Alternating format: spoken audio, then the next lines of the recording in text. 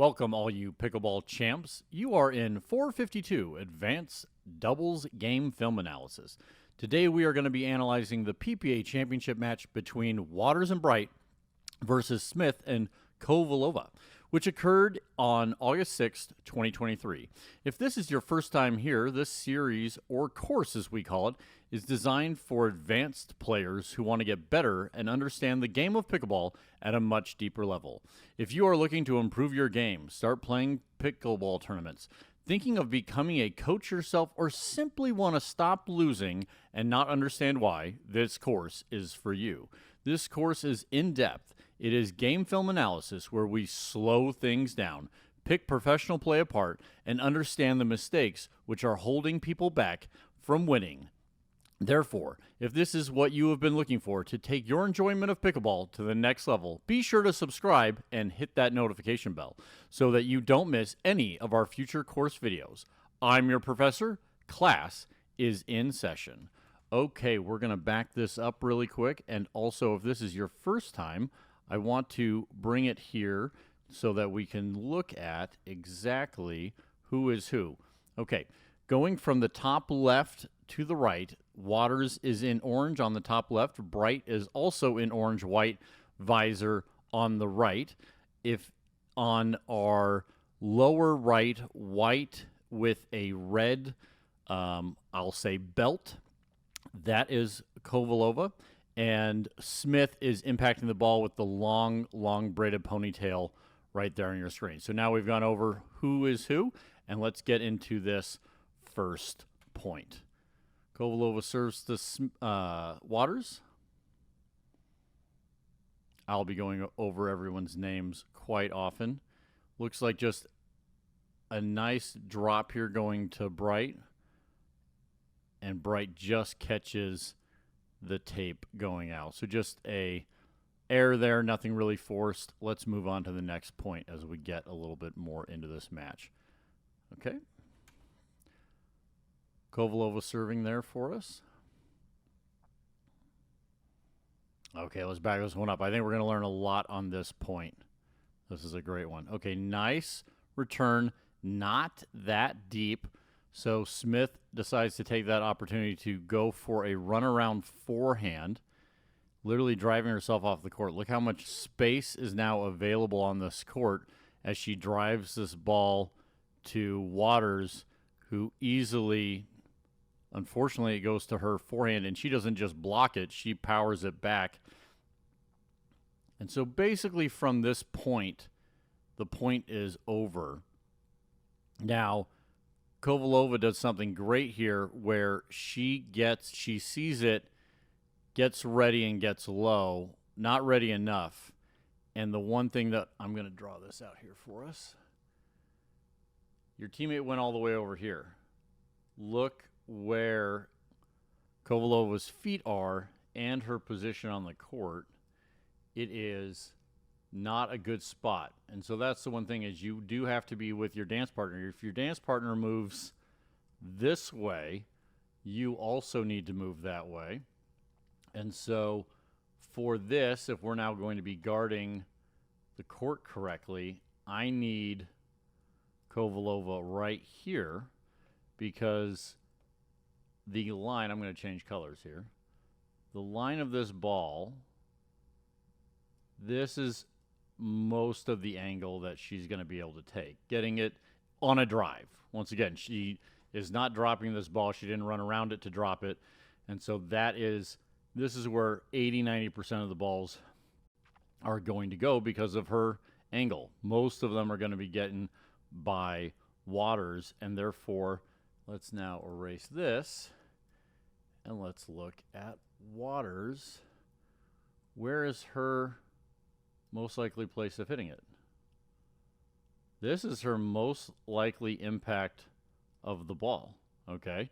And therefore, that's why this big red spot of saying, okay, where should she be? Obviously, we expect Smith to come back on. I'll go to blue. Smith is going to need to cover this when she gets back in the court. And if Kovalova's feet were where the red is, then she'd be able to get at least the other section of the court. Now, as we're going to move this forward, I'm just going to move this forward just a little bit. I'm leaving the lines on there on purpose. Where's the ball go? Oh, right where she should have been standing, and maybe she could have done a little bit better. But yeah, then she just gets it back. It's a pop-up. Next one, couldn't even get it back. And they even kind of got close to each other right there as they're trying to figure out, okay, where should we be going? Okay, I'm taking all the artwork off the screen. I think that is a great example of, one, the risk you take when doing a third shot drive and the exposure you do when you run around to do a third shot drive of your teammate and the open court. So in my opinion, the big mistake here is, one, a third shot drive is a risk, and you should take it when it makes sense.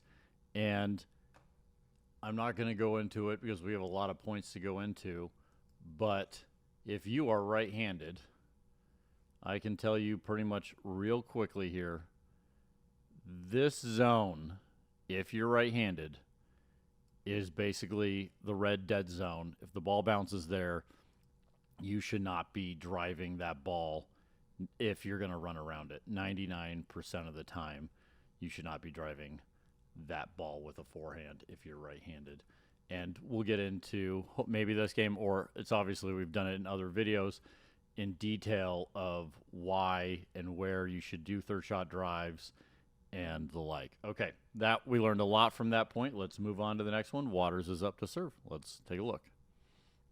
Just a reminder, we always watch the entire point through at regular speed, get a feel for the match game, and then we back it up and analyze it. It allows us to see how the point progressed, if it reset, where there may be multiple mistakes, and what really led up to the situation where everything fell apart. Okay, so let's just take a look here. Nice cross-court dink by Kovalova. Waters has to step out, so she's gotten space. I just want to point this out here real quick. So if we're looking, Kovalova should be looking right here and saying, this is where, if I get a good ball back, this is where I want to put it, because I've made one person get off balance. Okay, let's erase that. Let's move this forward. She gets the ball back, and instead, maybe she was trying to go there, and because she took that extra step, she forgot. But here's the one thing we're going to do. We're going to count this one. I'm actually keeping a tally. And we're going to do 2 tallies today on this game. And this is bounce speed ups. Ball bounced. She sped it up. You see how quick that paddle comes through right there? That's not a dink. She sped it up at Bright. She's testing Bright off of a bounce. So that's 1 bounce, speed up. And we'll be doing ones for Waters and Bright. And we're doing ones for Smith and Kovalova. And the big thing here is we also are going to be doing this and doing some cut down videos for you guys that aren't a part of the vlog and the long form. But the one thing that we're doing here is we're counting how many they did and how many successful. So this is, they did one, not successful. And so this is the big thing. The mistake is choosing to speed that ball up. It's not fast enough. From this angle, we can't tell if it's going to go long, but Bright's easily able to pick it up because it's a bounce speed up and therefore hits it back. And she's hitting down at the ball. Bright is hitting down, and Kovalova's having to hit up, and therefore Kovalova makes a mistake on trying to get it back. If she'd even got it back, it would still once again be going up to Bright, and point is over. So that is the mistake. Good dinks beforehand, and choosing and not having patience on not having the correct ball, wanting to speed up. One last point on that. Let's just take a look. I want to see how low it was at impact. Right there, just above the knee. So this is actually a decently, when you're doing a bounce speed, I'm just putting red on the ball so you guys can see it easily. That is actually, in pickleball, that's a pretty high bouncing ball. So I can understand how she was like, ooh, that's pretty high bouncing. I want to attack that. But that's the problem with bounce speed ups. Okay, let's move on to the next point.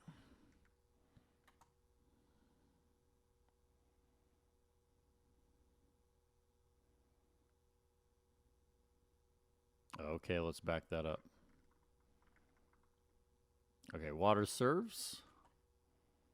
Third shot drive into a drop. And Waters tries speeding up. So the best in the world is Waters. If you guys don't know, she is the 16-year-old phenom. And even for her, she does this a lot, more than most, and is actually successful significantly more than most. But as you can see how far away she is from the kitchen line. She chooses to speed this up. Let's also look at where I'm leaving those red marks there on where her feet are.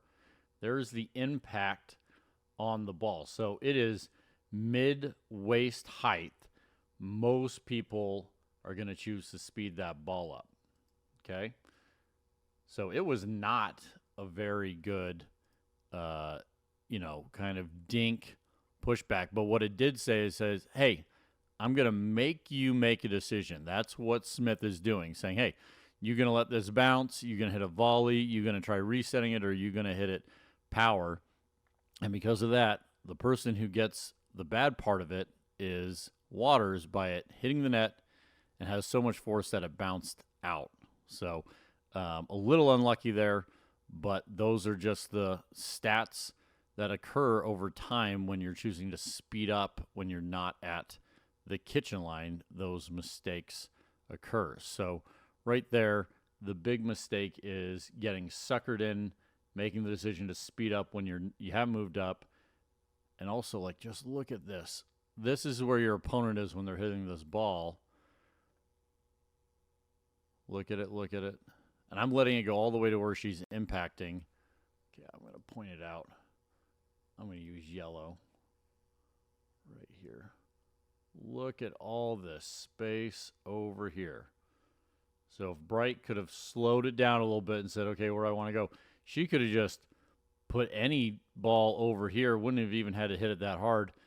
The entire team is now out of position, off balance, could have probably gotten a pop-up, something set up for Bright to just easily put away. So the thing is that's the nice thing about film analysis is it doesn't lie. When you slow it down, you can see things a lot better. And so that's why I appreciate you guys taking the time watching these videos and learning from them so that you can improve your game by the pros mistakes. Then you're not making these mistakes. When you slow this down, you really see, okay, what should Waters have done? And it's pretty clear. Okay, I think we learned quite a bit from that quick short point. Let's move on to the next one. As you guys know, I try and speed through the waiting of the ball getting back so we can get to the next point. Okay, let's just take a look at that serve by Bright. It looks like she just hit, mid-court. Just caught it a little wrong, on the paddle. Hit the net. Okay, let's move on to the next one. Not a lot there. It does show you that you don't have to hit an amazing serve to have it be a winner. Obviously, most of the time they're going to be coming back. Okay, Bright does a third shot drive and just blasts it past. Now, the one thing I will say is she's obviously seeing the switch, so she's going to try and test Kovalova, and that's why she's driving it, and she let it get into her body. This is one of the major things we've seen from Bright in other videos, whether it's mixed doubles or women's doubles. Not so much in her singles game because you feel you have more space on that. But when she lets it get into her body, this is the mistake that she normally does, is she lifts it. I don't like spending a lot of time on technique because I don't think that helps you guys a lot. But on this very quick point, you can just see it gets very close to her body, kind of into her knee, and therefore she lifts and the ball rises and flies out. Very good job by Kovalova to just let that ball go. Okay, a couple quick points there. Let's move on. Smith is up to serve, and Smith literally misses the serve. Yep, not even close. Okay, moving on to the next point.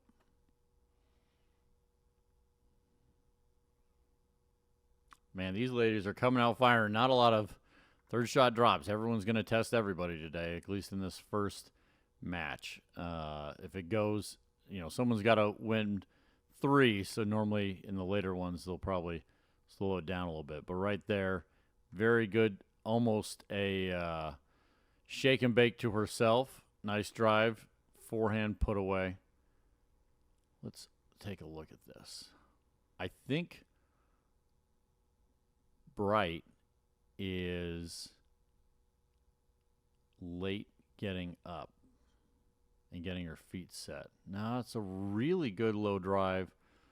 I would have liked to have seen her be more still.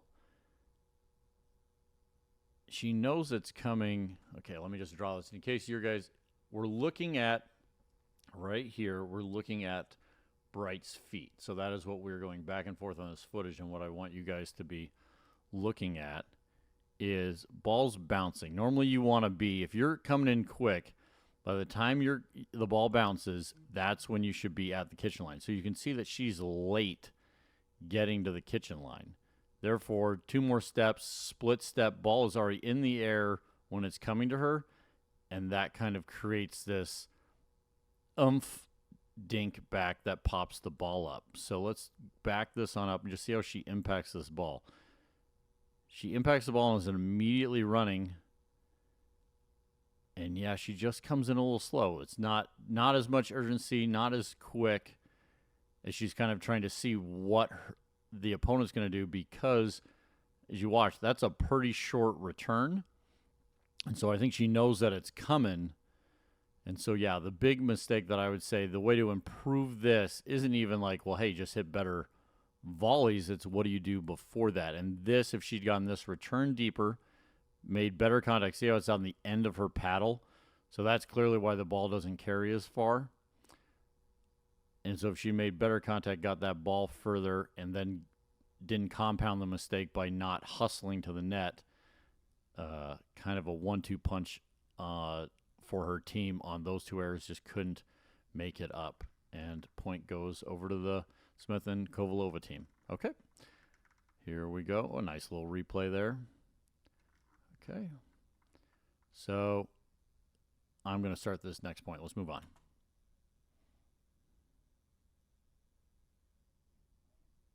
Oh, good try on that drop. Let's back that up. Okay. Here's the serve. Waters goes to Smith. Smith once again driving.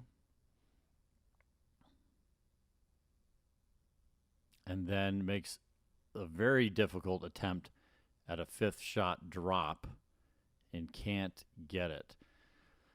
Another one of the risks you take doing a 3rd shot drive is you're going to 90% of the time give yourself a much harder ball to have to try and drop. Like that ball is skipping, coming quicker away from your body, and now you're trying to drop it, where this return of serve, moving slower, bouncing higher, could have more likely dropped that.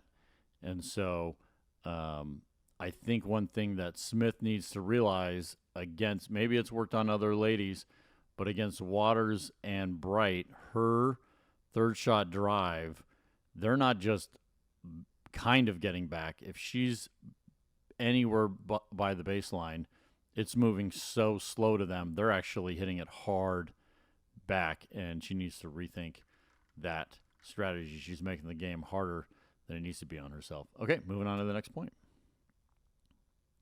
One nice thing about Waters is she does not take any extra time between serves. That ball's in her hands, it's coming back to you. Okay, good point. Let's back that on up. Okay, here's the serve again.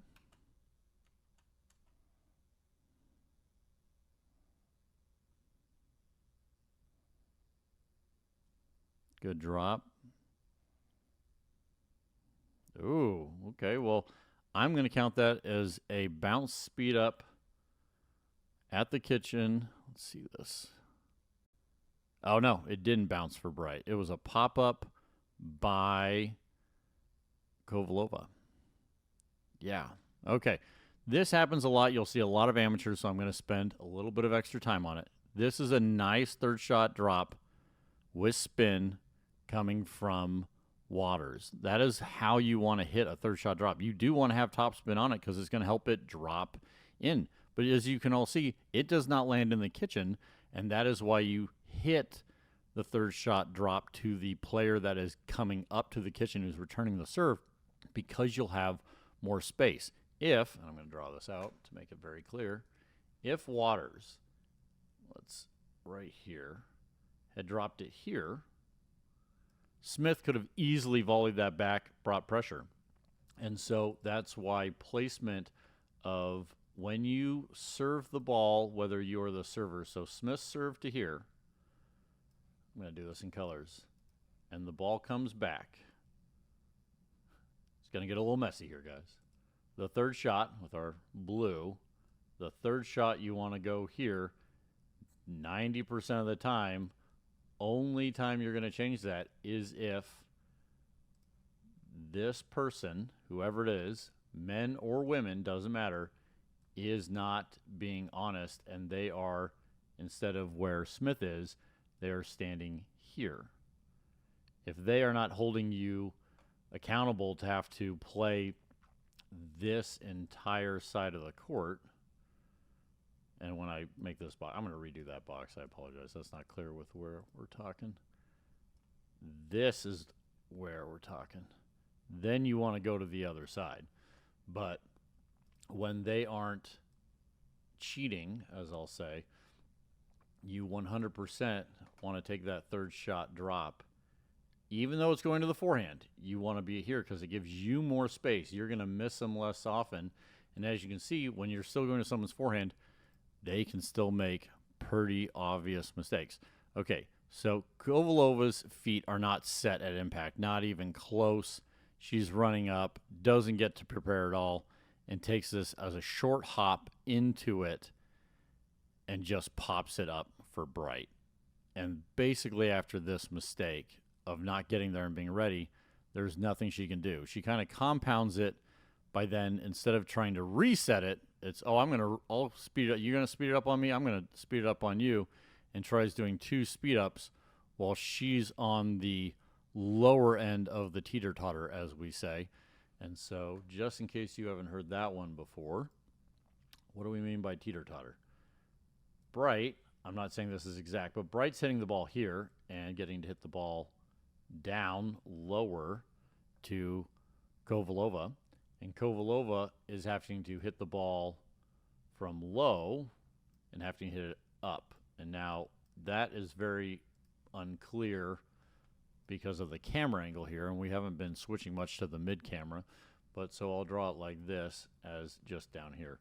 So classic teeter-totter. This is the middle of it. Plank of wood that we all did as a kid. And then you had your little seat and your handlebar, right? That's a really bad handlebar.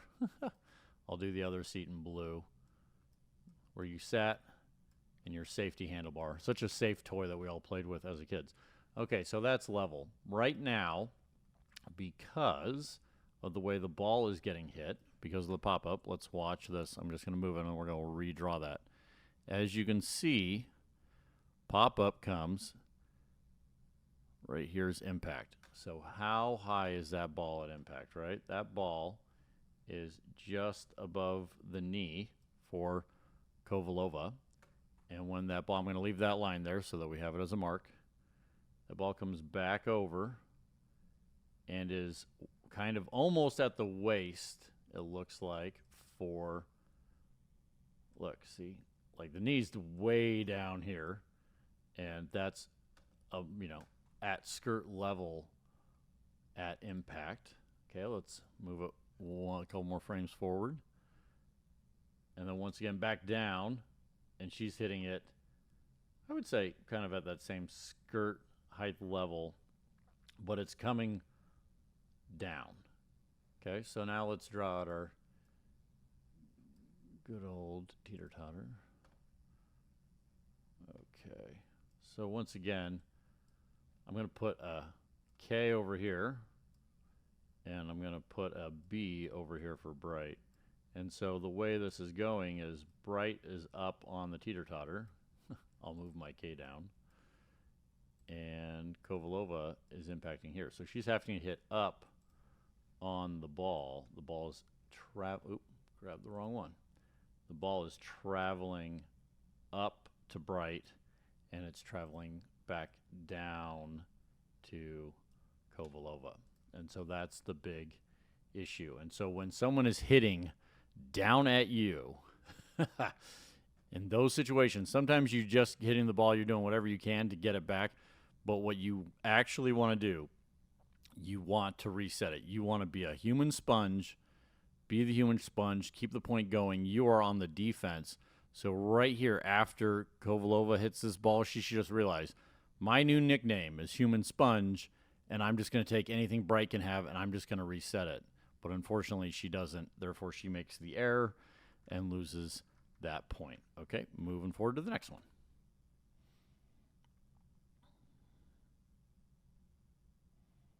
Another good shot drop. Smith and Kovalova have definitely had conversations before this match that they are going to be the aggressors and they are going to try and bring it to try and beat Waters and Bright. Okay, let's take this look again. Beautiful deep ball. Great third shot drop. It's so deep that Waters is really late getting up there. And so here we go. Off the bounce, speed up at the kitchen. So this is going to be number 2. And in the end, when it's all said and done, they actually get it. So then they've now gotten one. They've done 2, and they've gotten 1 successful. We're keeping track of that. Okay, here we go. Speed up to Bright. Bright tries to reset. Waters speeds it up. And then it's all downhill from there. Okay, so let's take a look at what is the mistake? Beautiful third shot drop. Speed up to Bright. Bright takes a step off. As soon as she's off, this is very clearly Human Sponge. I'm trying to reset this ball. The ball almost gets low enough. And then, in my opinion, this is where it goes downhill. Is it gets hit hard here. And Waters, instead of trying to reset that ball, she goes, I'm going to speed it back up at you. And she's fighting hard in the speed ups from too far back. As we're just going to point out again. Look how far back she is from the kitchen. And as you can clearly see in this situation, she is on the lower end of the tee drop there. They are, Smith and Kovalova are definitely hitting down on the ball. Almost every one of these. Like this is at waist height or above, hitting down. Waters is having to go down to get it, leaning forward. And then Bright tries to reset it in the end. Can't get it back over. So that's the one thing is Waters is good enough to take this. She takes 1, 2, 3, and they decide to go away. But that's not being a good teammate, not a good dance partner. Just because you can take all these shots and get them back doesn't mean that they're not going to be able to now line up a ball and smash it at your teammate. So I like Bright's idea of saying, hey, man, we got to slow this down. We got to reset this ball. We got to get back to the kitchen line. We're on the defensive. This is a big improvement on Bright's game right there. It just doesn't clear it, hits the tape, and they lose the point. My opinion is where it falls apart here is Waters' chosen speed up at Kovalova. I like her at least speeding it up directly in front of her. That's how she gets the next 3 balls, so that is smart. But she has the chance on this one to reset this ball, and then they could have gone back to the kitchen line and been more patient. Not a lot of patience here so far in this match. Okay, let's move on to the next one. Ooh, that's actually a good camera angle. Unfortunately, we get it a little late, but you can definitely see how that ball came short. Okay, Bright up to serve. Another third shot drop. Points basically reset. Oh. Amazing, fantastic point. I'm sure that made the highlight reel later on that day, but let's take a look at this again. Okay, here we go. So just pointing out once again, even if you are, so Bright serve the ball. The ball did not come back to Bright. The ball comes to Waters. Where should she drop this ball? She should drop the ball here because this person hasn't gotten up. She has all this room because they haven't gotten to the kitchen line. So she has the entire kitchen plus all this. So that's why that's a good spot to drop. Where a lot of amateur players, they think 100% of the time, no matter what's going on, I'm going to try to drop to this person's backhand over here. That was the worst drawn arrow. I bumped my mouse while doing it. I'm sorry, guys. Let me try that again. They should drop here. I agree. Because of where the ball returned, you have Smith coming over, being ready to attack. But I believe that Waters plays the right shot here. It's a beautiful shot. It's nice and low below the net as her opponent impacts it. And her opponent pops it up. This is a great ball. She attacks it hard. Drives it down. This time she doesn't hit the net. 99% of the time I can tell you Waters is going to attack that level of pop-up, even if it's at mid-court on the run. She's going to smash her backhand at you. Okay. At this point, you can see because of this pop-up, Kovalova has moved off. She's doing good double strategy, but she's moved off the line. And even Smith has had to step back because she sees, oh, man, we're about to get pounded. This ball is up. So these three shots from here going forward, 1, 2, 3, Bright and Waters are on offense. Smith and Kovalova are on defense. They're trying to get the ball back, and Smith gets really lucky on this miss-hit reset into the kitchen. Good hard dink across court by Bright. I love this play. It's everything you should do. That is 100% of the time what you should do, because what's occurred, the ball's really close to the net. You don't have much time. You had to run to it, and your other opponent's moving forward waiting to see if you're going to try and take it at them to pop it up.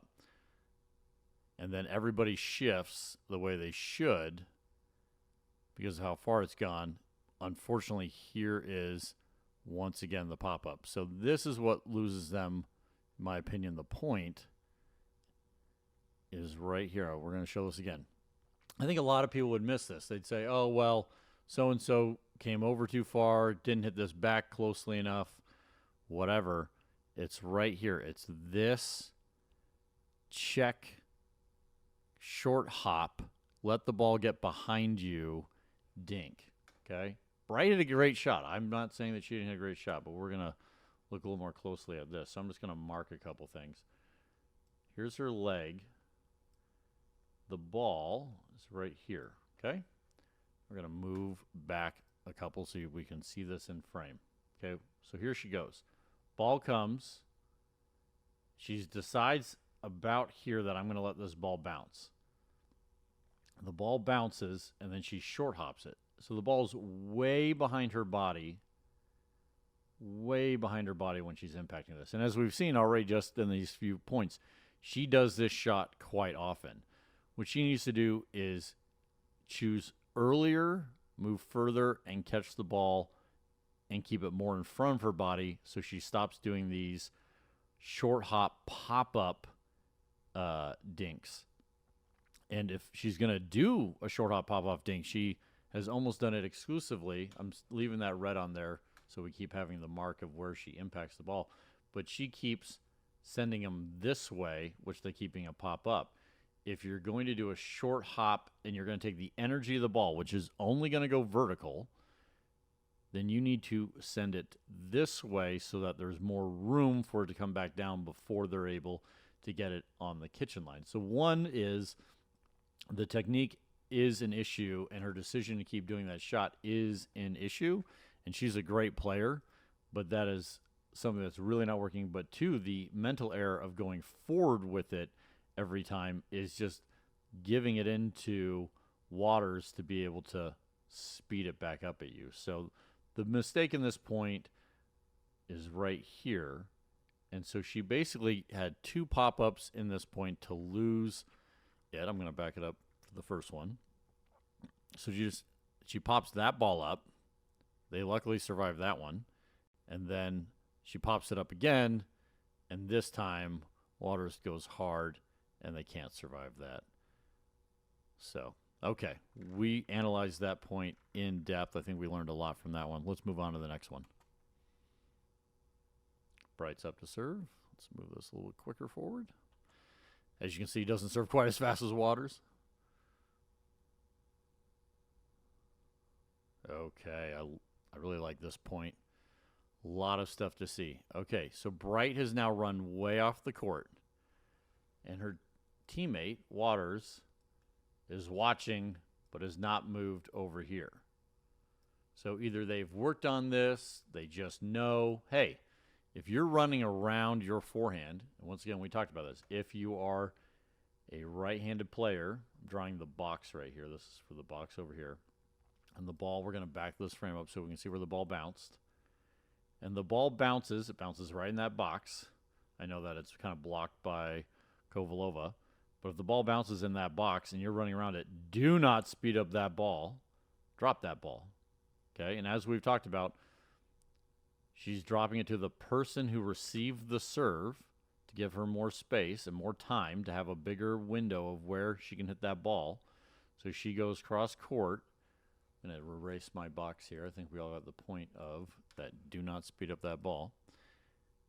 And she drops in there, and she has to impact that ball below the net. In my opinion, I know it's hard to see, but I believe from the swing and the trajectory of that ball going up, she impacted this ball below the net and decided to speed it up right into Waters, which was a mistake. So either she maybe mishit it. It does look like it was very intentional to try and speed it up into Waters. I don't think that was the right call there.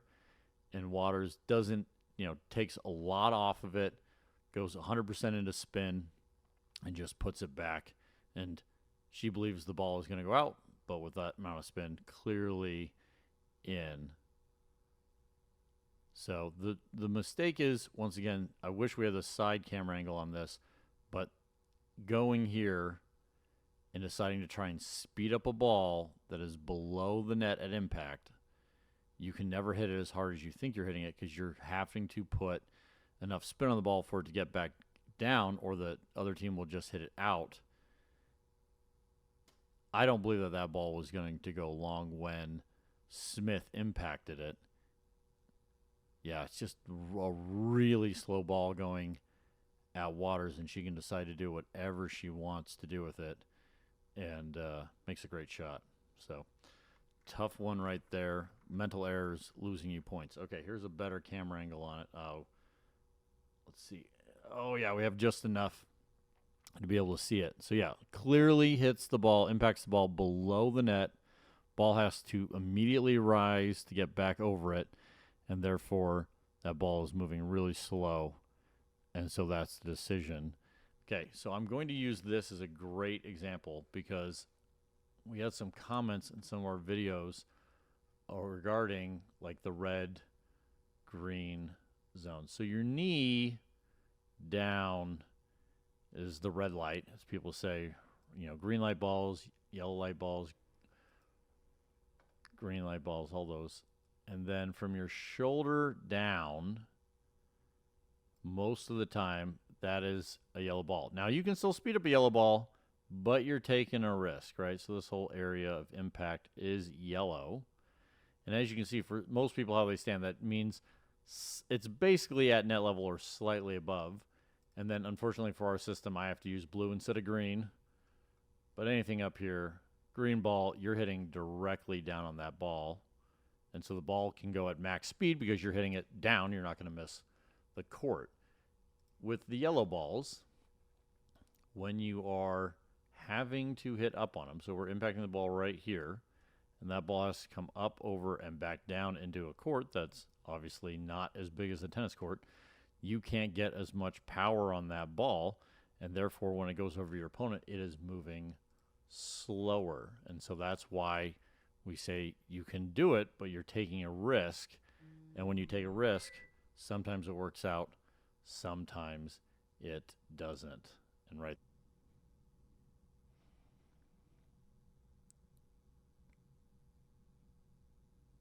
Oh, good point. Okay, let's back this up. See where it broke down.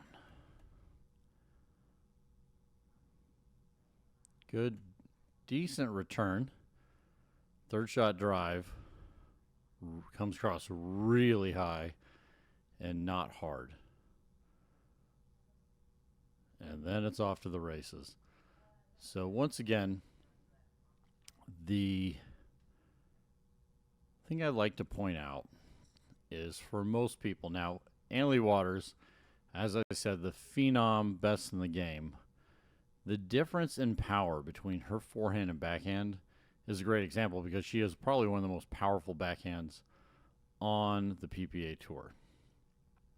And therefore, if her backhand, even when it gets up, is so slow that someone's able to tee off on this, I think it really puts into perspective, when do you want to take the risk of trying to get the benefit of a third shot drive? Number one, her backhand, you probably don't want to drive a backhand because you're not getting as much power into it as you would hope you can get into your forehand. And then two, she hits it to her opponent's forehand, not their backhand. So then they're able to put more power into it. And Bright obviously tries to reset and is off to the races. The one thing is, I'm not going to blame Bright here, which we've talked about in the past, is she's super late. Bright is super late on her footwork. So let me just point this out to make it crystal clear. Okay, the ball is crossing the plane of the net basically right at this point. Now maybe it's one frame or the next frame, but her feet are this close together and she is at least halfway off the kitchen line, which that doesn't really matter, but I just want to point this out. At this point, that's the one tough thing about a third shot drive, is as it's crossing the plane in this zone, you need to have your feet wide, be down ready for the ball to come back, because it's only a tenth of a second before that ball has been now impacted and is coming back at you. So she split steps, gets her feet down, and the ball has already crossed the plane of the net. It's already on the way back, way past impact, and that's all she can do is then pop it up because she doesn't have time to do anything else because she didn't properly prepare. And what happened there is her partner is driving the ball and she keeps running in and instead of saying, oh, my partner's driving the ball, get low. Or what better would have happened is ball right now is coming to Waters. Everybody can see that. If Bright wants to take ground, she should be taking the ground now. She should have already been mid-court and low so that if it goes bad, she's ready for it and then could have done at least hopefully a little bit better job on that. But the big mistake, in my opinion, of this is really driving backhand for a third shot drive and right into your opponent's forehand. And I just think this point really shows it when you have the best in the world's backhand and it's not even good enough to do anything significant of getting the benefit of taking that risk against your opponents. Okay, let's move on to the next point. Okay. Obviously, the camera was on Bright, but Kovalova served that. Let's watch this point out.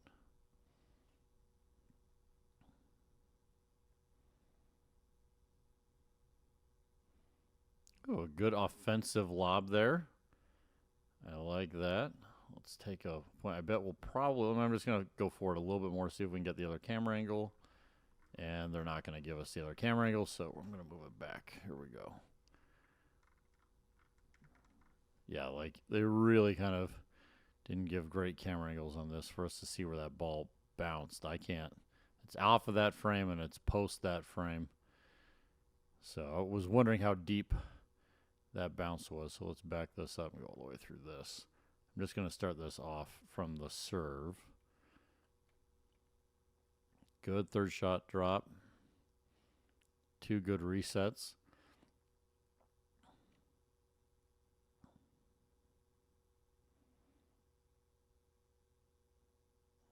Yeah, I just want to see this.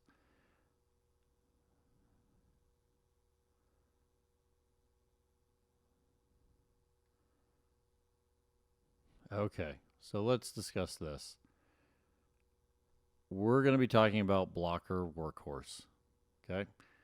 And if you've watched any of these videos, it normally comes up at least once per every game. So at this point, when the ball is here, who on the Smith side is the blocker and the workhorse? It is Smith is right here, and they're the blocker, and I'm going to use blue, and Kovalova is the workhorse, and therefore she should be a little bit off the line, giving space, and also covering this middle line right there. I'm making that real big. In my opinion, she should actually be a little bit further to the her left, in my opinion, but it's not really going to matter in this point.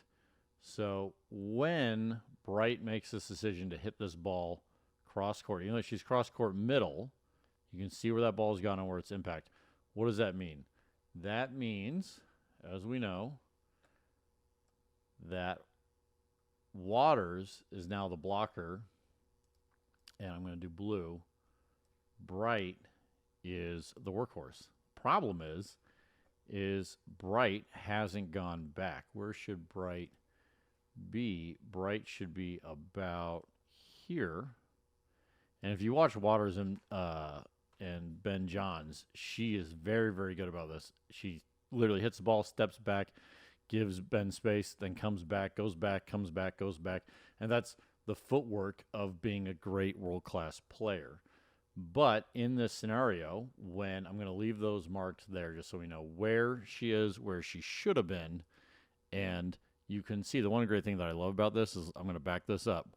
Watch Annalie Waters. I'm going to mark it. So just for those of you who don't know who she is, person in red right there. That's who we are going to be focusing on. Let me erase that. Okay, we're still leaving the lines, so we know where things are going to move forward to.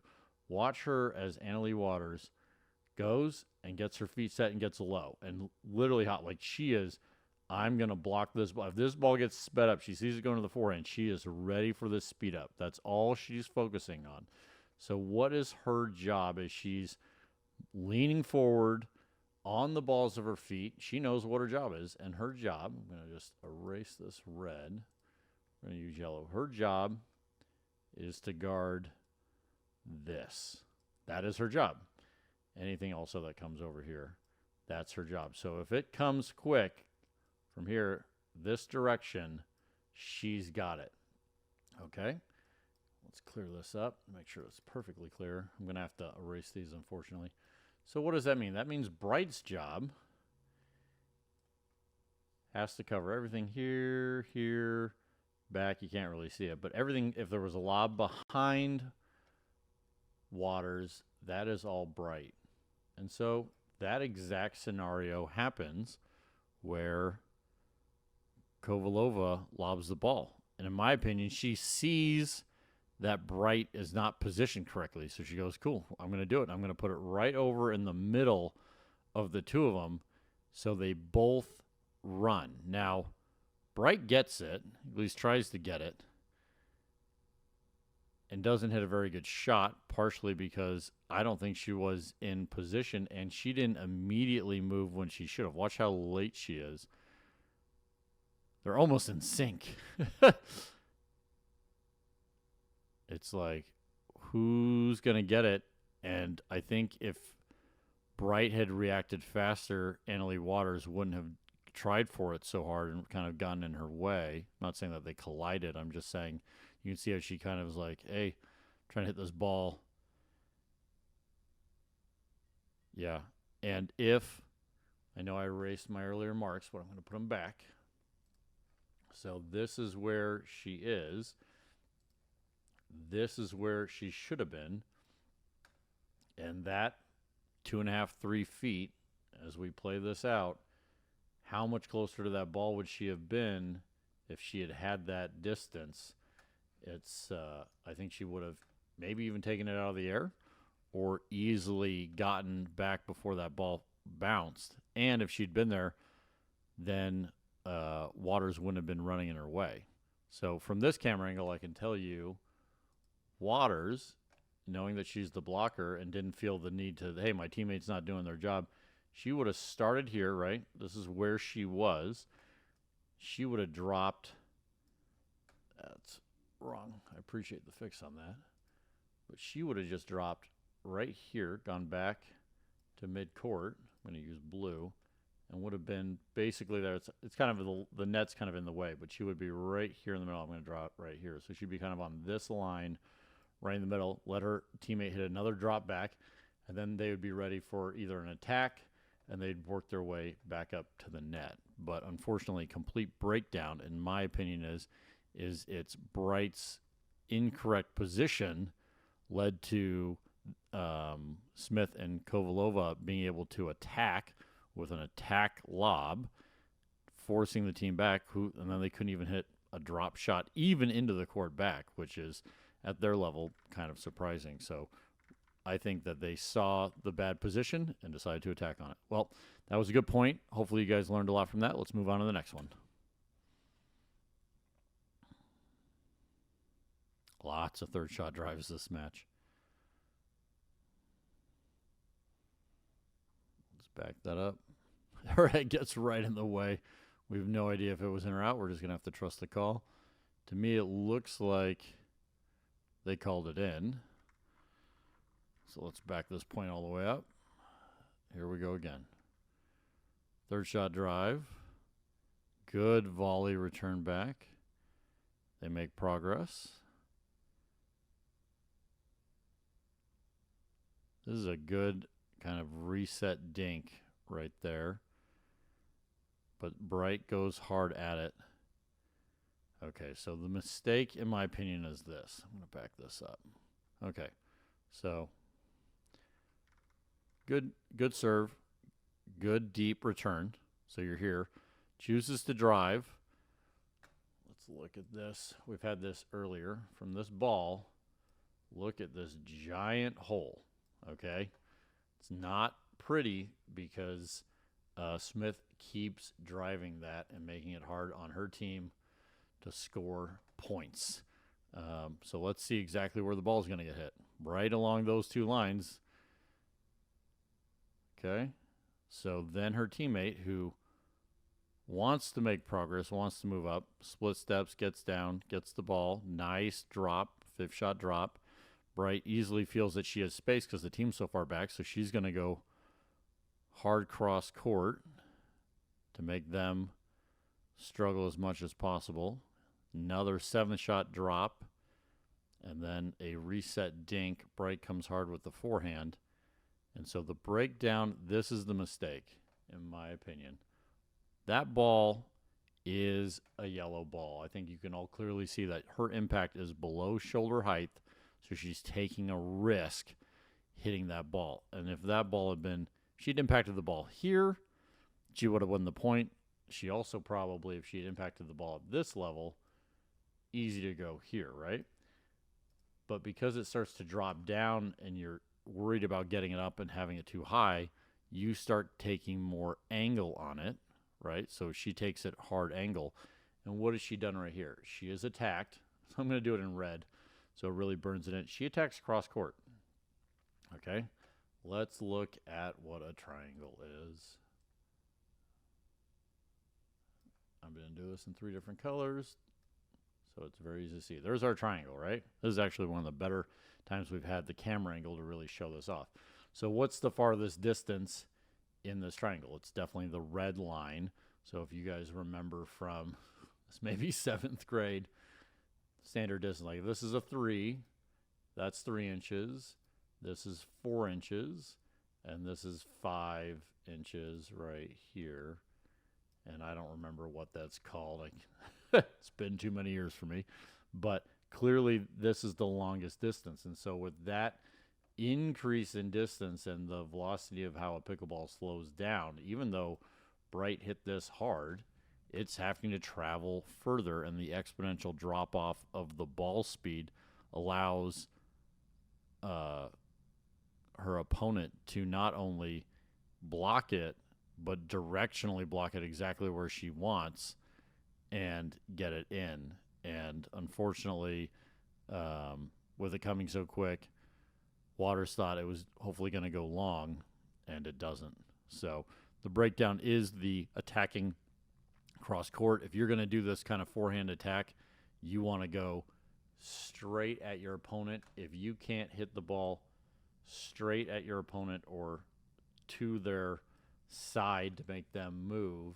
If you can't come into these kind of ranges, you do not want to attack that ball 90+% of the time, because the ball is going to be traveling too slow, and you're basically hoping your opponent misses, not that you actually put it away. You're playing down to your opponent's ability, and when you're playing for a gold medal match like these ladies are, they definitely have the ability to hit those kind of shots. So definitely one for the Smith Kovalova team on that one. Okay, let's move on to the next point.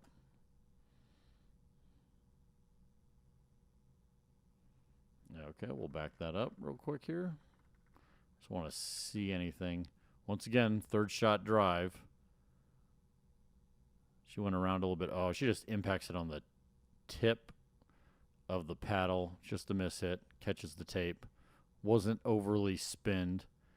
And she was trying to get to the backhand, it looks like, of Waters. But yeah, just a classic miss hit. Sometimes that happens. The ball was definitely high enough to impact that. Okay, let's move on to the next one.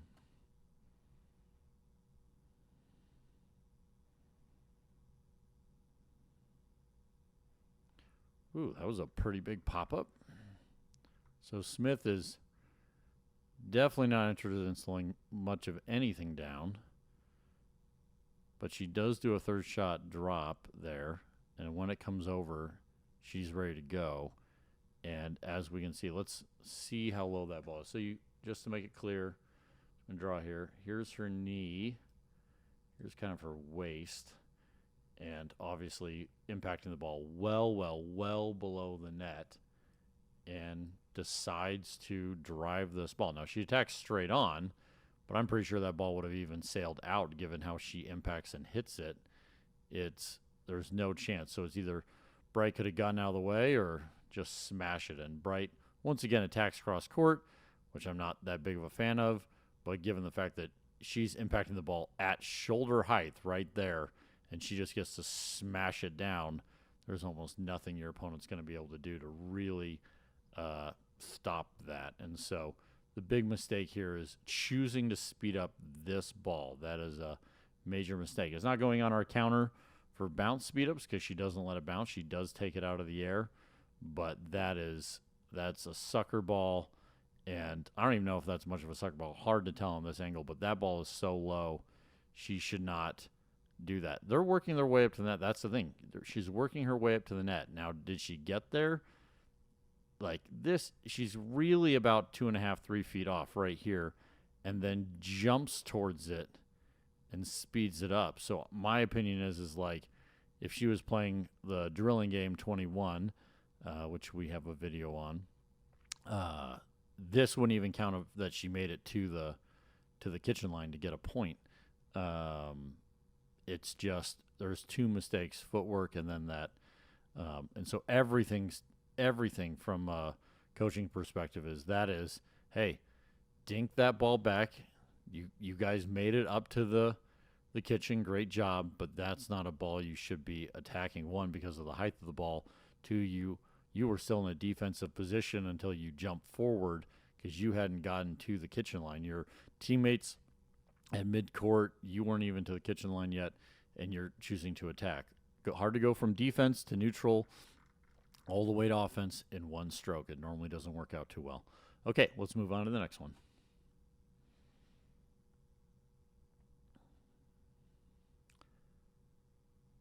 Ooh, Smith wanted to make it up there. Here we go. Let's just take a look again. Just want to know if she got called for a foot fault. Man, her not touching that kitchen line, I don't know how that right foot didn't do that. They stopped play as if it did get called. I'm not listening to, obviously, the audio there. Let's see here. Okay, Bright serve. We're going to find out real fast. Let me just fast forward here. Yep, it was a foot fault. So, two things. One, I don't have any problem with her poaching. What I have a problem with is, let me draw this out. Obviously, I think everyone can see it. Right here, Kovalova being in her way. That's what I got a big problem about. They obviously know, because they've done it multiple other times in this match. They want to return to Waters. Why do they want to return to Waters? The reason you want to return to Waters is because she is more dominant at the net. So the longer you can keep her back, the better. And so when you're playing, I want you guys to remember that. You want to return to the player that has more power, more aggressive, more dominant at the net, keep them back longer, make them work up and be slower getting up there. You will win more points. So they've already got their game plan, and when Waters is on the right-hand side, Smith and Kovalova, they've done it before, she's going to get body dead center of court. I mean, yeah, she's off by a quarter of an inch, but she is plumb center on that line. That's their game plan. They've been doing it. And so Kovalova knows that if a ball comes high, who's coming in to get this? And she runs and pushes her teammate into the kitchen. So if that's the game plan, let's ask ourselves, at this point, should Kovalova be running up like this? Absolutely not. She's actually running forward in the wrong position. So let's back it up to where she impacts the ball. You can't control where you impact the ball. That's where you impact the ball, right? You got to go to the ball. This is where she is. So from this standpoint, she hits the ball forward and then goes left. As we can see, she doesn't actually, if she'd gone straight forward from here, we're straight forward from here, right? It would be, there's the line. That's straightforward. Now, I'm not saying that we have not determined, at least from talking here, maybe you guys are jumping ahead, she should have just ran straight forward there. But where should she go? She ran left and then into that. Where she should go is, let me just get this real quick. She impacted the ball here, and she should go here, because this is where she sent the ball. Now, if the serve had come, I'm going to back this up. If the serve had come further, I'm just going to leave it right there.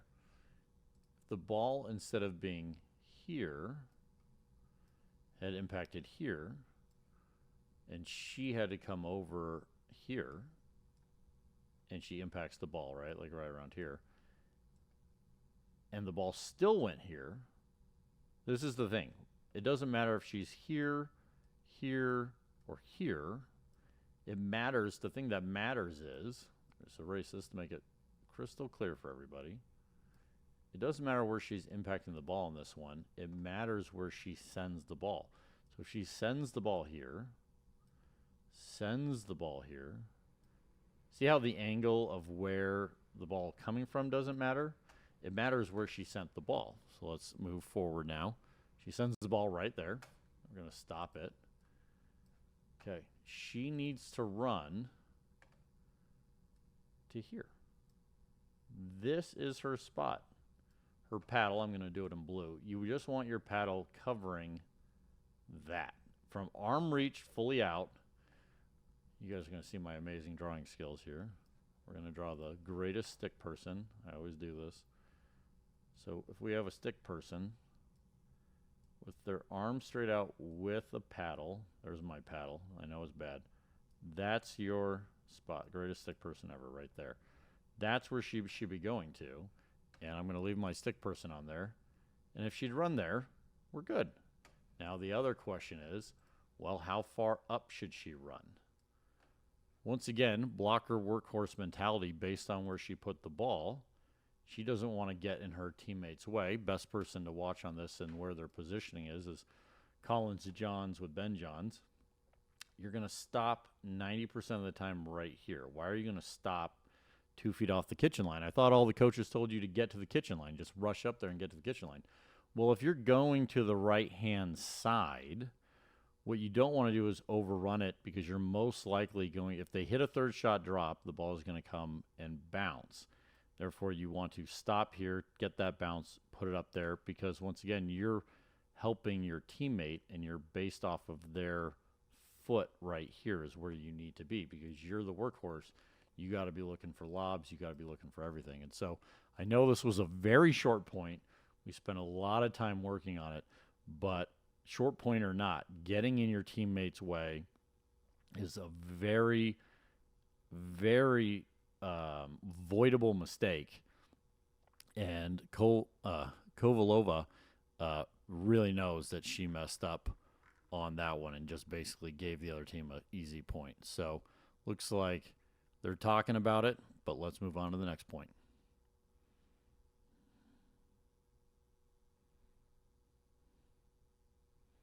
Oh, Brighton Waters now on a roll. Let's back this one up. That was a good looking point. Almost seems like Smith and Kovalova's heads weren't even in this point because it comes so quickly after the last error. They're obviously frustrated. So kind of a soft backhand by Smith. Decides to speed it up. I would have liked to have seen her hit this ball a lot harder. I think she was surprised how high it was.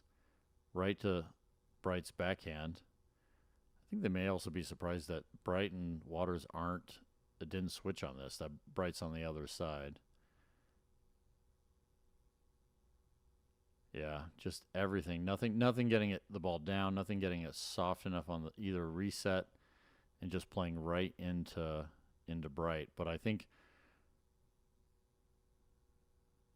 the issue here is on this attackable ball. I mean, there's a lot of issues in this point, but I think on this attackable ball, she cross court to Bright's forehand right here, and just barely hit it. I mean, she really doesn't hit it very hard.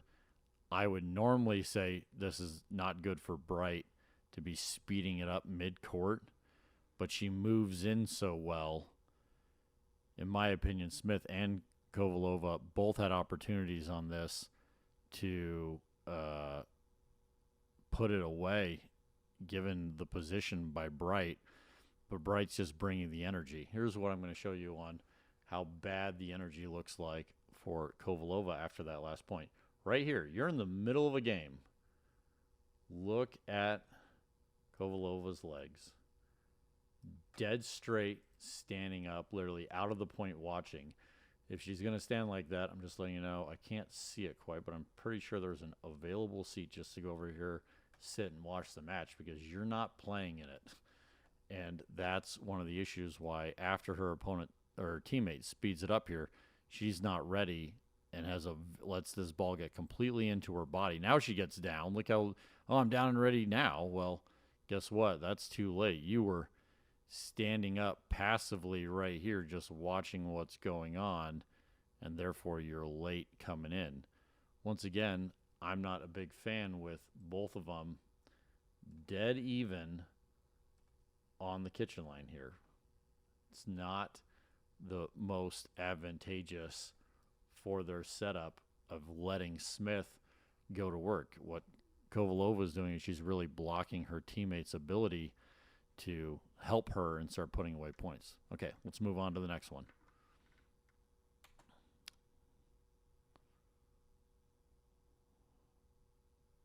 Okay, let's look at that. Good deep serve. Once again, they're attacking Waters. Waters decides to do her backhand drive, which comes across slow.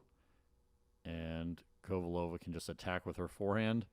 And at that point, Waters probably should have let her teammate get that outside of her reach. Also, the court position would have been bad.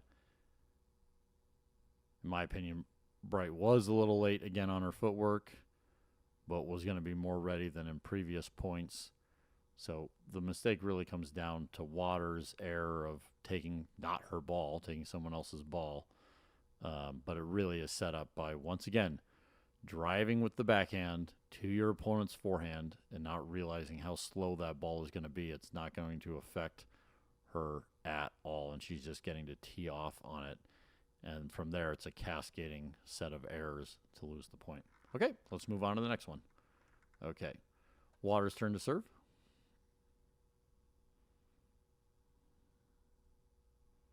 Oh, I like that point. Here we go.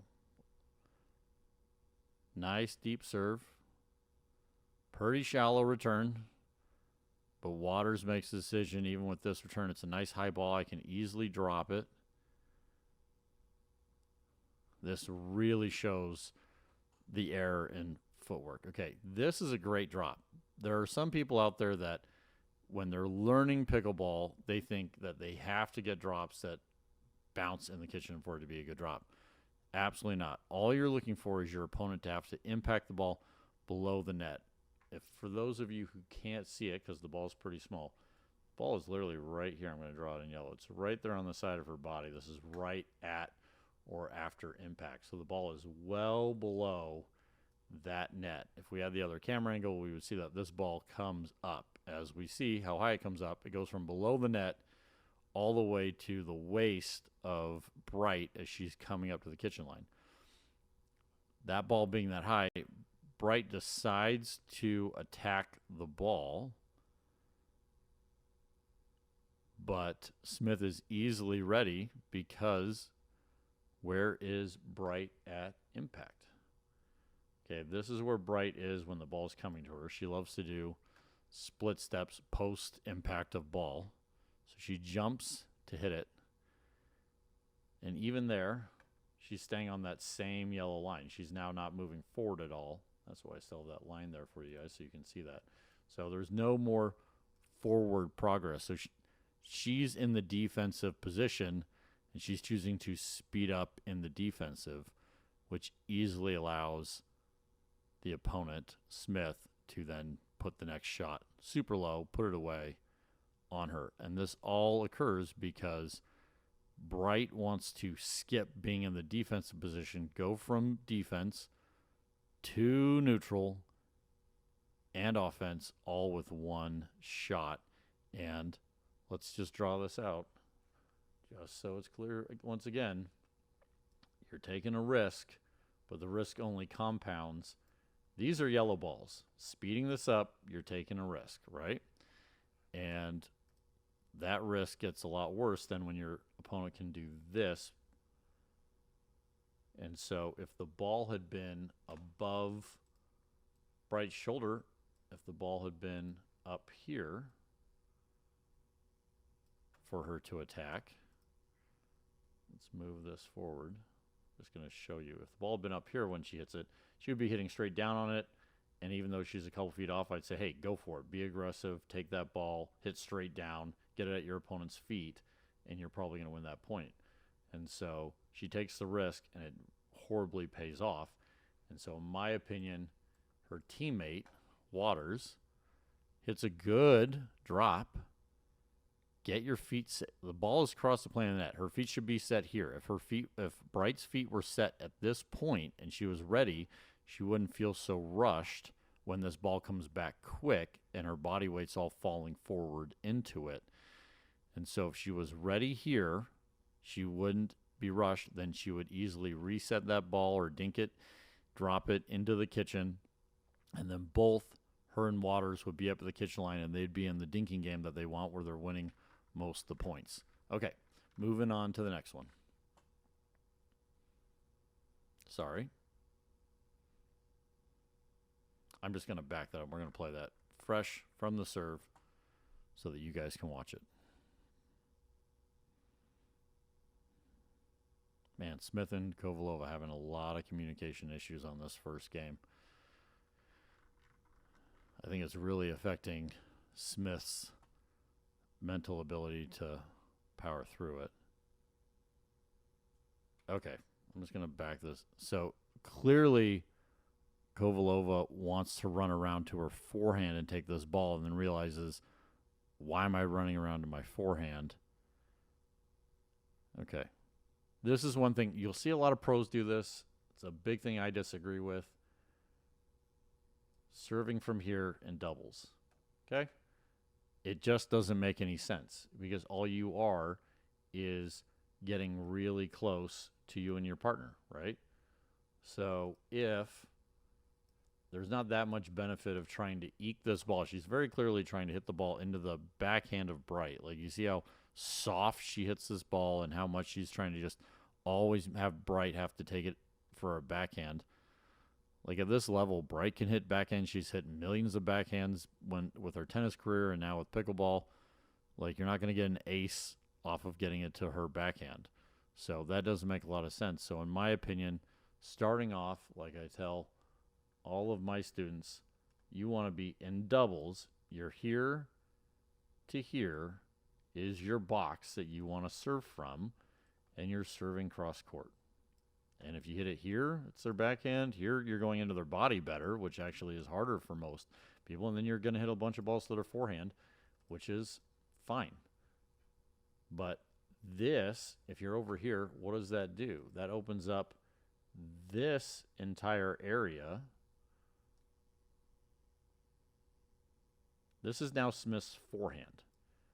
If, we're going to draw my stick figure, ugly stick figure. If Kovalova had served from here, then, I'm going to do it in blue, all of this, almost all of this is her forehand. So she's going to get any ball that comes back here, and if you get a ball here, green light, drive that ball. I don't have any problem with that because you're in the right court position.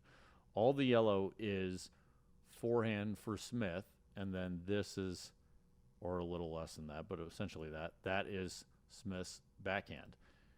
Now, they're just jammed up next to each other, and they literally run into each other, which kind of starts this point on a cascading spiral, because that's not a good, it's actually a much better drop than I think either one of them expected. But the thing is did they advance at all off of this drop and having Waters take it that low? No, because they were doing other stuff and all their body movement was wrong. So then the fifth shot drop is too high. I personally, that doesn't look much like a reset, but it could be just because of the size of the swing. That's a pretty big swing for a reset ball. Smith is really trying to slow it down. Like she, from the get of this point was, okay, we're going to have to work our way up. I don't even know. I don't even think Smith impacted that ball. I actually think that's Kovalova hit that drop. Yeah, pretty much everything on this point. One, there's the very clear that was too high of a backhand drop, and they just weren't ever really set. But everything kind of breaks down from them just being jammed up together from here, and from there, they were just never really in the position that they wanted to be. I will also say, when your teammate drops, watch Kovalova just abandon her teammate on this drop and go to the kitchen line. Yeah, it really feels like they're almost not dance partners out there because of how much issues they have with protecting the middle and where they should be. It's almost like two singles players just playing and hoping. Okay, kind of a disappointing point. Let's move on to the next one. Smith's turn to serve. Now getting into some drops. Kovalova not able to reset dink that ball. Let's take a look here. So 2 drops. This one better than the last one from Smith, where, in my opinion, that ball is basically just below the net. You can see that it has to come back up to go over. So, yes, she did impact it below the net. And then the reset drop is soft and, I mean, really soft. And so people a lot of times don't understand, like, why do they struggle with these? Why are those? They are a hard shot. Trust me, they're a hard shot for everyone. They're a hard shot for the pros. They're a hard shot for amateurs. I don't care if you're a 2-5, a 3-5, a 4-5, even a 5-5. These shots are difficult. But the reason where we're normally making the mistake in pickleball is the ball is crossing the plane of the net here. Look at the footwork of Kovalova. Standing straight up, feet together, not ready. And so we're going to go in essentially 0.2 of a second to get your feet down and then try and be ready, and you're not going to be. What she needs to do is right here, feet need to be wide. She should be doing her split step right here. wide and low because the ball's coming back, wide and low and patient, because then you can react in one single motion of like, okay, that's where the ball's going now, I go get it. And so she's late with her footwork, and therefore everything breaks down. So in my opinion on this point, it's actually the footwork of Kovalova, not the drop by Smith, where is the issue. And that is where, for some people get frustrated with their partner, and it's hard to identify like, well, you should have gotten that shot back. Well, hey, I tried.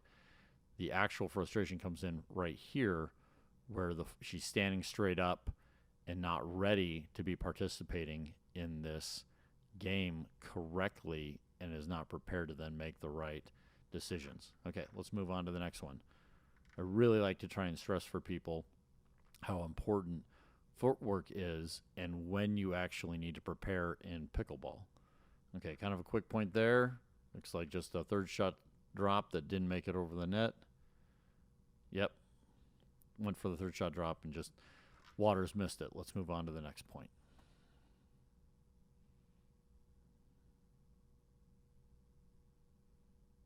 Good one there.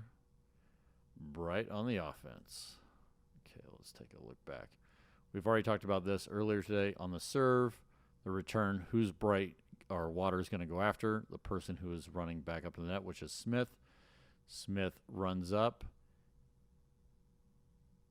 and doesn't give any depth on this. Does the short hop because she was a little late, and then I'm giving that. That is a bounce drive on Waters and Bright. That is their first one. So they tried one right there, and they got it 1-for-1 on Bright and Waters on a bounce speed up.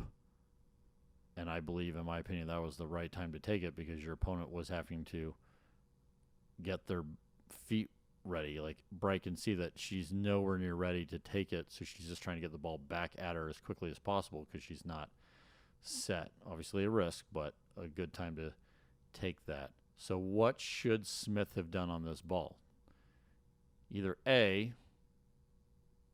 if she could have reached it here, right where the ball is right there, reach out, get it with your arm, and cut the ball back across over here, which, once again, is still a defensive dink back across, but that's option one, to keep it away from Bright being able to run up and attack the ball. Hey, your opponent is going to hit good drops. It looks like she couldn't reach that because it was so far out from her reach, and so now, hey, it's dropping. Where do I want to go? I mean, the ball is literally impacts right there on that line. It's a really good camera angle for this. And so the issue that occurs, let's just back this up a little bit. Sorry, I'm going to get those dots out of your guys' way. Here we go. Give me 1 second. We're just going to back this up.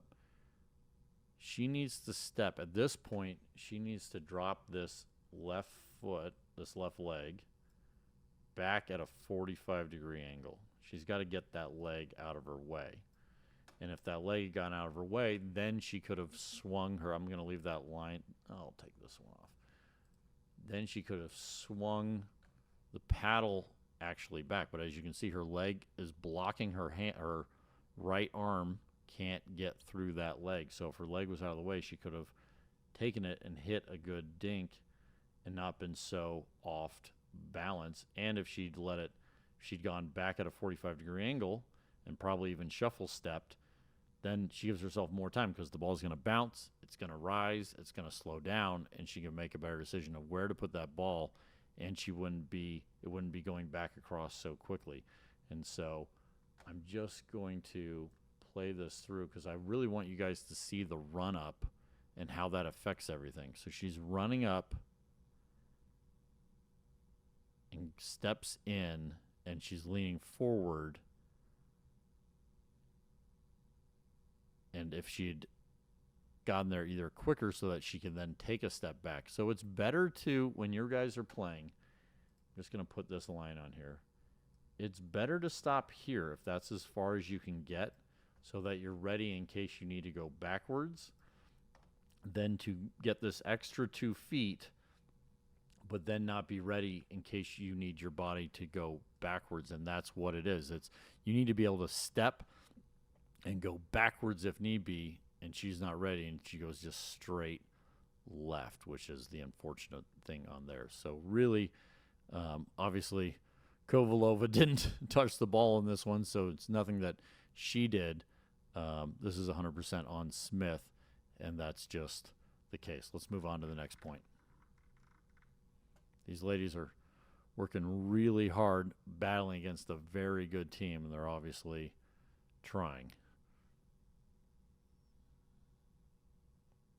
I think the frustration's building just a little bit. Here we go.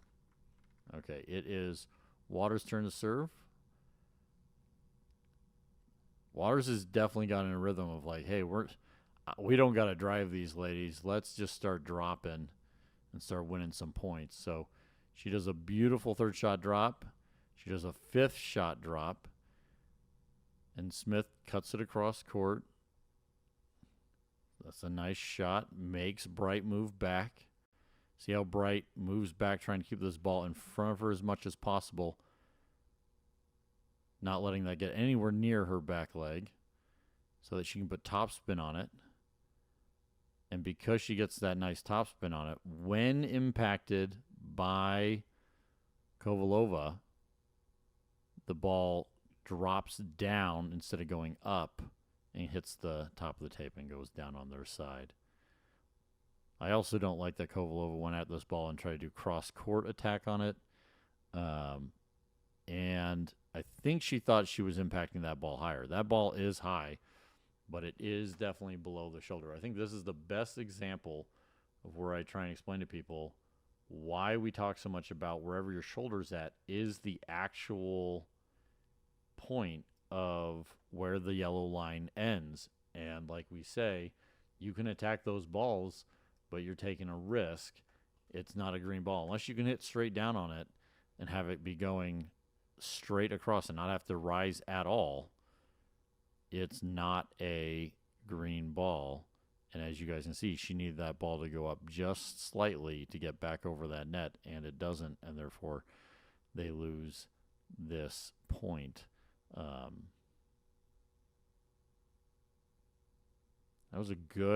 That's a better dink than I've seen by Bright in a while. She's obviously been working on her game. I like that. It's obviously high. It's not that extremely low, but it's got that nice spin on it. Almost a little bit of a sucker ball there. And tough match for Smith and Kovalova. Here we go. Waters on the next point. Called out with confidence. Let's just see. Yep, definitely out. Good eye on that. Not a lot on this one. Third shot drive because of, once again, she's going to attack, take it long. I like the decision. Once again, this I like better than what has been occurring because, one, she barely missed that. I don't know how much confidence Smith had on when that ball was going by her head. Is that actually going to get in? Barely missed. But also, if she'd had to impact this would have been a very tough ball on her backhand side with her not set to have to hit. And so I really like that. If Waters is going to drive a third shot, this is the time and the positioning to do it, is where the ball is bounced to your backhand side. You're going the full length of the court, giving yourself the largest gap of error, and you're attacking your opponent's backhand. I think this was a calculated risk and barely missed. With the amount of good third shot drops Waters has been doing, I'm kind of surprised she didn't stick with that. I would have preferred that as plan A, but this was not that bad of a plan B, and it just didn't work out. Okay, next point. Kovalova to serve.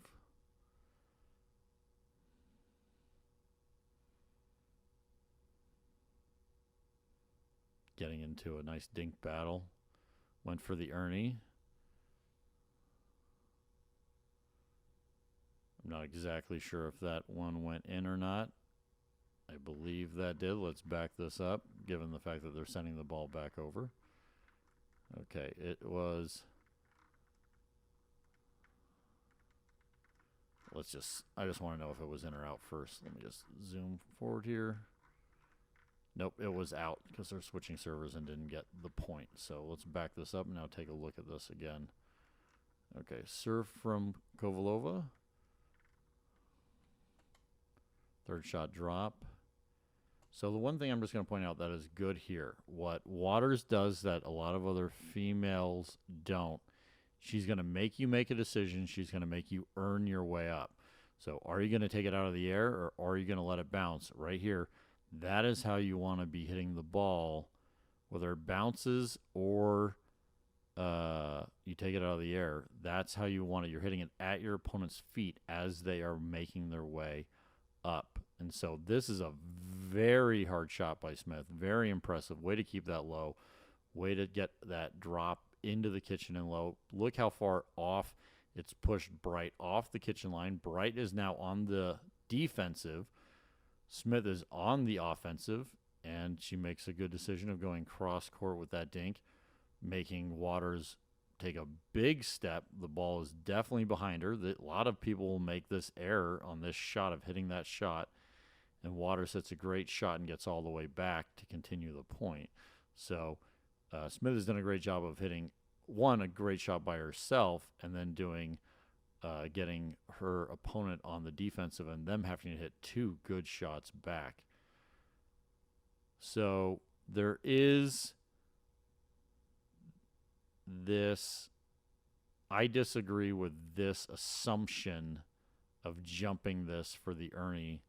The ball is actually needs to be on average. If a ball comes here off of the shot, I'm going to leave this mark here for you guys.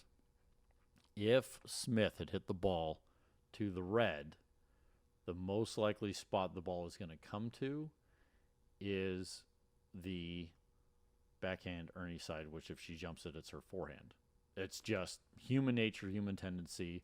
It happens to all of us. Should we not do it? Yes, but we just naturally tend to do it. So you're going with the percentage, but because the ball is in the middle there, it's most likely not going to go from going to the middle from here. That's where the ball's at. There isn't that much movement to your opponent to make it that close, going to that close on the corner end.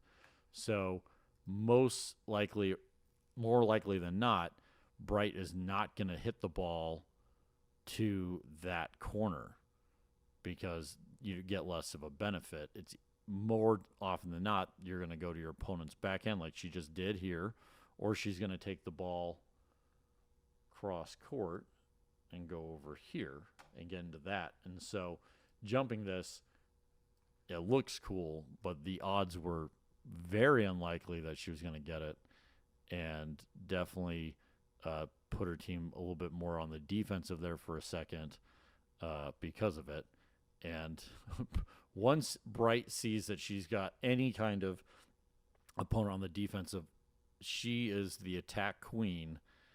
This ball comes up, and she's hitting it in the yellow, gets a little rise on the ball, puts it right in the body of her opponent, and she can't control it. The one thing I also don't like, so yes, this is a bad dink. Like that is a high dink by Smith. So I mean that is an error, but I also just don't like the legs once again by Kovalova. Trust me, I know they play a lot of games in a day, but this is too high in this position, and so her legs shouldn't be that high. She's not ready. Her paddle is tucked in by her body. She's almost a spectator again. That is not how close you want the paddle to your body, so you're not ready to take a speed up. And two, and I think more importantly, your teammates over here and back. At minimum, you should be at almost a 45. I would take a 35-degree angle. Something, I'll do it in different colors so it's clear for you guys. So you want your waist to be at the ball. So see where that ball is at right there crossing the net. If her body was turned, The ball's then coming. She can see it better with both eyes. And right now, you see, she has to move her feet back. Where did her feet go? To a 45-degree angle to try and impact it. However, that's at impact. Why not have your feet there already? And so you should not be standing just, oh, my feet are at the kitchen line looking forward when the ball's on the other side of the court. Then you're once again just kind of a spectator. Get your body in the correct position on where the ball is going to come from. So right here, so with my feet, I'm going to do it in blue. Your feet here looking this way with her waist, her knees looking this way. Let's do it in yellow. And we're going to move the ball to the impact point, okay? So I'm going to move forward. That's impact right there. Okay, she's already started moving her feet because she goes, oops, my feet were in the wrong spot. But this ball, where's this ball most likely going to go? That's where, if you, on your side of the court, if it's coming to your side of the court, I'm not saying this is the highest percentage shot and that it's going to go there most of the time. Absolutely not. What I'm trying to say is if the ball is going to come to her, it's going to come on this angle, right? It's going to come, it has to come because that's where the ball is coming from. And so what you want is you want your body, just like as a triangle, at that same receiving angle. So we need to have it at the receiving angle, not at this. And so she obviously instinctively, and as we all see, her feet move to get to the right position almost post impact of ball because that's how it's going. And so if you're going up and just standing square with the kitchen the whole time, you are probably struggling with your game and maybe not knowing why. So I really hope you take something away from that point and learn from the pro's mistake on that one, and so your game can improve. Okay, let's move on to the next point.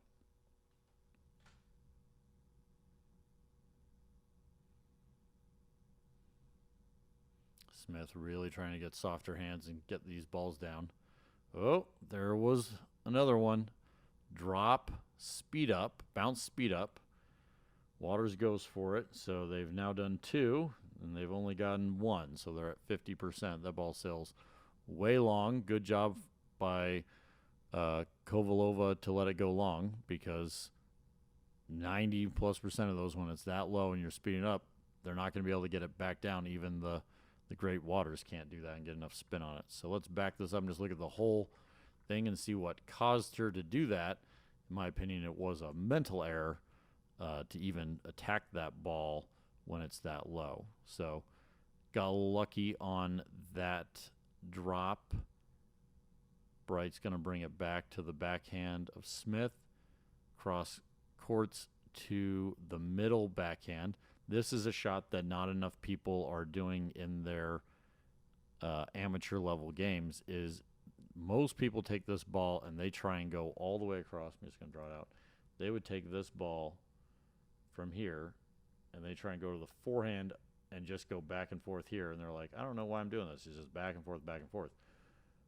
The smarter shot that's harder for your opponent is actually exactly what Bright does, and she drops it right there onto the backhand side of Kovalova. So I really like that. Kovalova doesn't even hit that hard of a dink on Waters. I think Waters really thought she was going to go back to Bright. But yeah, she has time on this ball. This is a true mental error.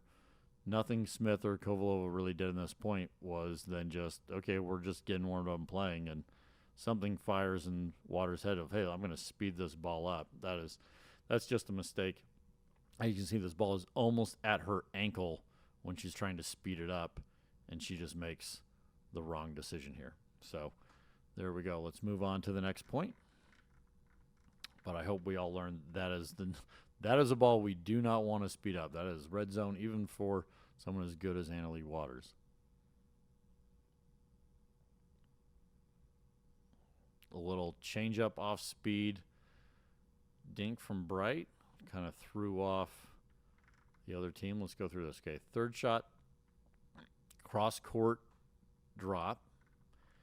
So one thing I just want to point out here. What we talked about and what we're seeing waters do really good is when they are dropping, they are dropping to the person coming up. In this situation, I'm not in as much of agreement. She hits a great shot. I mean, this is just a great drop, very difficult. And she gets it far enough over that it is to the backhand, and you're trying to keep Waters honest. So I do always like Waters is very much over here, and therefore everything this direction is Waters' backhand. And so I do like that of keeping her honest. But I do think statistically she would have a better time going towards Bright coming up. But it's not a bad time to hold, and at least make Waters be stay honest with it. Okay, so Waters comes back hard, goes across court, hits a better ball this time, doesn't drive it as hard and try and hit a winner. Realizes, okay, I gotta dink this, and I gotta get back into position. And instead of letting this ball bounce and stepping back, Smith is leaning forward. And once you lean forward here, watch her back lean forward, your body, your brain instantly knows, well, I can't move backwards because I would have to literally take the time to get upright and then step back. And so the only decision she's going to make is taking this low ball and volleying it, which is the number one way to hit a pop-up. She hits a pop-up to Bright, which Bright wasn't really ready for, I think. And so Bright impacts the ball too low and just hits a little change-up over to Kovalova. And my opinion for Kovalova is, once again, the ball has crossed the plane of the net. Like, it's well past the plane. This is really, I'd say this is probably the plane. It's still rising. This is probably crossing the plane of the net. And Kovalova is standing almost straight up, is on one foot, kind of leaning forward. And then she's like, okay, now the ball's dropping. It's definitely on the other side. It's now 3 feet past the kitchen line. So the ball has traveled on the other side 7 feet of the kitchen line. So it's now traveled the 7 feet plus the 2 feet. So it's 9 feet past over in this. And at that time she goes, okay, I got to get down. Tries to get down, late getting down, drops her foot back instead of staying still, and hits the ball directly into the net. And so almost all of these errors by the Smith-Kovalova team the vast majority of them have been footwork and being just late ready over and over and over again, which is unfortunate. But when you're making those kind of errors against Waters and Bright, you're most likely going to lose. Let's move on to the next one. Okay, so obviously on the switch, Bright's going to attack. And they know who they want to attack right now. They want to just keep going after Kovalova. She's obviously not playing well, and she's standing up. And so once again, she's very upright at impact, not low at all, stays upright the whole way, and hits the ball out. And so she needs to get into a more athletic, lower stance where she has more weight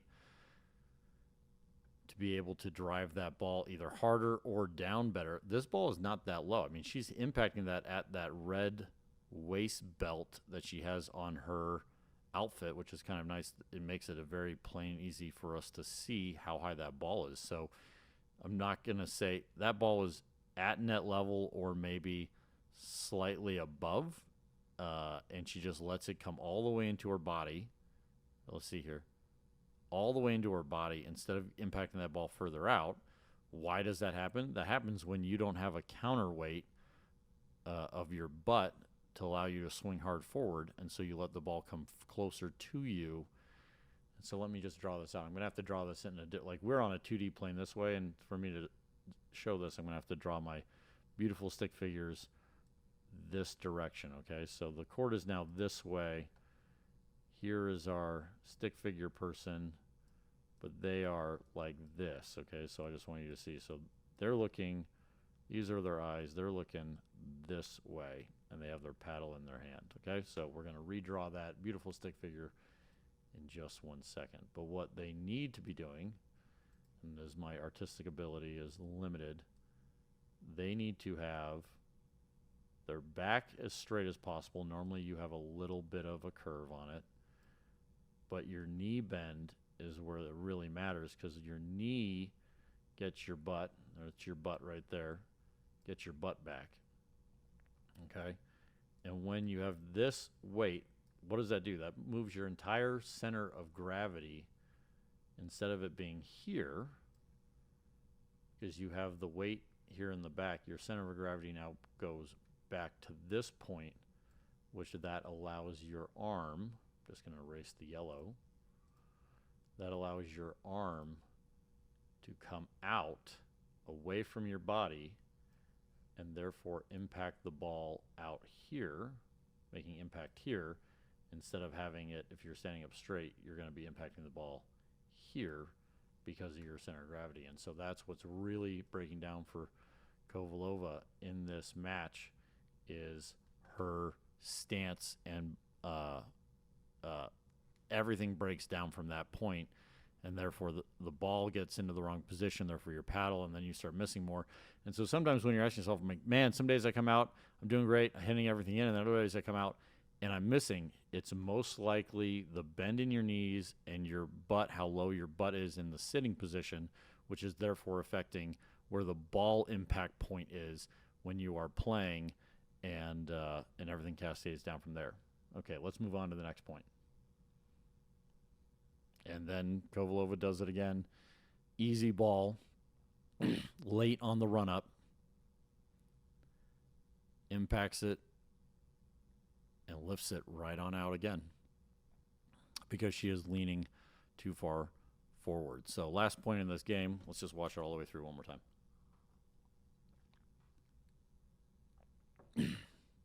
Yeah, pretty unfortunate. But I think we've gone over, just from the last point, a lot on her footwork. And so let's move on to the next game. This one was rather quick. Obviously, it's best of 5, so these ladies are going to be jumping into another game in just a moment. I actually think, given the speed of Kovalova, their switching style would actually be more beneficial, doing it where one stands off to the side. This ball also, you can see it right there, very shallow return. So you're kind of dead in the water when you're doing a switch this way, because look, when the ball's impacting the ground, they're literally like a direct line, not able to protect a lot of the court. So your footwork, everything's going to be late when it's not holding them back. So you're kind of, at this level of play, if you return a ball that short, it's going to get driven, and they're going on the outside, and just not able to adapt to it, especially with that kind of aggressive swing. Okay, thank you, everybody, for watching this game. Be sure to check out our analysis of other games. You've been watching the 452 course of advanced doubles film analysis. See you guys next time.